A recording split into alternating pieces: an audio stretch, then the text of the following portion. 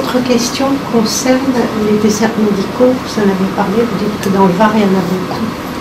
Donc, comment y remédier avec des médecins salariés? Je crois que c'est la solution qui a été choisie un peu par M. Macron.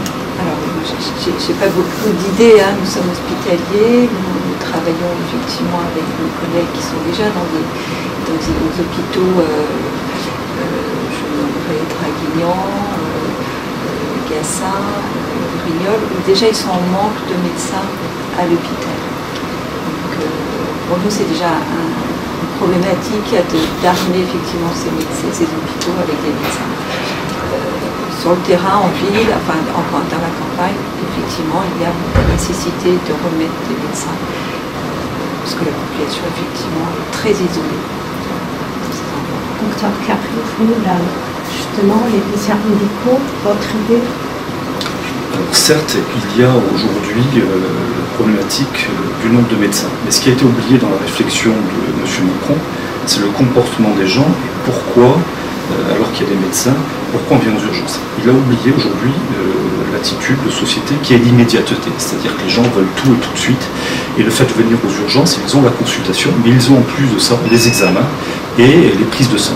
Donc aujourd'hui, dans la réflexion de M. Macron, c'est-à-dire la façon de repenser le système de santé, il va falloir le repenser certes en termes de chiffres, de position de médecins, mais en termes d'unité de lieu et de moyens et de plateaux techniques. Quand aujourd'hui la tendance qui va être faite, c'est de ne plus travailler de manière isolée, mais en maison de santé, en maison de groupe, il va falloir, tel que le fait un de nos anciens médecins urgentistes ici sur Belgencier, positionner dans ces structures les médecins, les infirmières, d'autres correspondants médicaux, mais il va falloir aussi mettre en place un minimum d'exploration de radiologie, de biologie, de manière à répondre à cette attente de la société qui est la réponse du tout de suite, plutôt que de courir chez le médecin après la radio, etc. Donc ça fait partie des orientations nouvelles, des tendances nouvelles et des comportements nouveaux attendus par la société. Donc ça a été un petit peu oublié par M. Macron.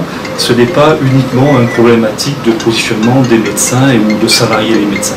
Il y a aussi toute une réflexion d'organisation des soins aujourd'hui à mettre en place. Vous parliez de la société, mais la société, c'est aussi les médecins. Beaucoup de jeunes médecins, surtout des femmes souvent, ne veulent pas travailler 80 heures par semaine. Comment on fait? Alors, les jeunes femmes, bien sûr, les jeunes médecins, mais tout le monde, tous les médecins ne veulent pas travailler 80 heures par semaine.